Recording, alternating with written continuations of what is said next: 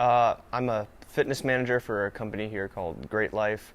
I manage three 24-hour fitness facilities, so the day-to-day operations is driving to all three locations and talking to team members and seeing like what happened the previous day, because we're not staffed 24 hours, so I like to figure out what happened over the night into early morning.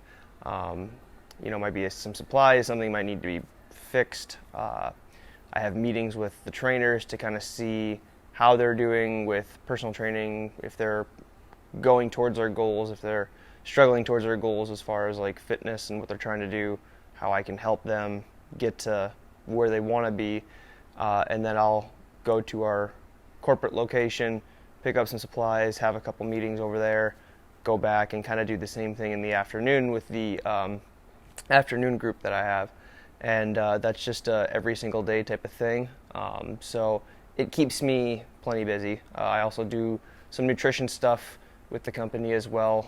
We have some weight loss challenges, so we just do some nutrition seminars, and we have some handouts and stuff that we give our members, and so I just kind of try to stay up to date on all of that stuff as well.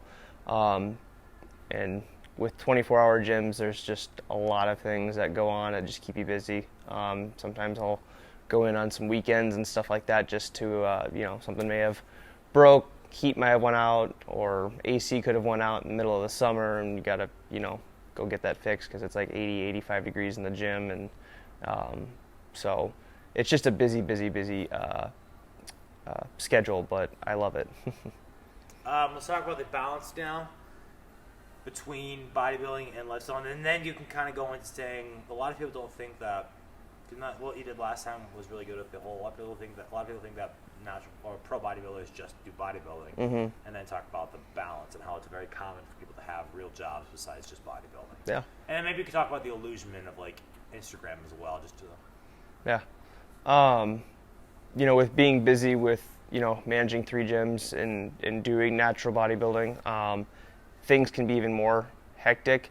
The eating portion is natural for me, so that part doesn't bother me, and by getting my meals in, there's more tedious things like posing and trying to make time to go through poses and get your food and workouts and all that type of stuff on top of trying to manage the locations. And it can be very, very busy when you throw extra things like that in there, because once you start prepping for a show, it's kind of like a part-time job on top of now you're doing your full-time job, and in my case also going to school part-time. So it's just trying to balance both can be tough sometimes, but thankfully I've been doing it for a long time, so I've just found ways to be better with my time management.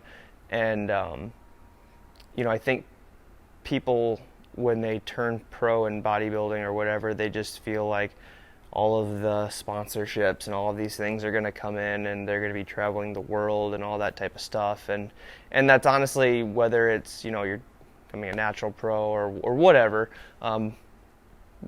that doesn't happen. It not unless you put in effort and work. And so what bodybuilding can teach you, like if you're prepping for shows and working hard and staying dedicated and having a regiment, and you earn your pro card, you can use those principles through those preps that you've went to apply to your everyday life, and that can help you grow. So like, since I've been able to become a natural pro bodybuilder, I've had a lot of opportunities, but it wasn't because I'm a natural pro, it's because I took what I learned from those disciplines in bodybuilding and applied them to my life, and I was able to grow and move on and just put myself in a better position. And I think again, with social media, sometimes some of that stuff can get misconstrued a little bit.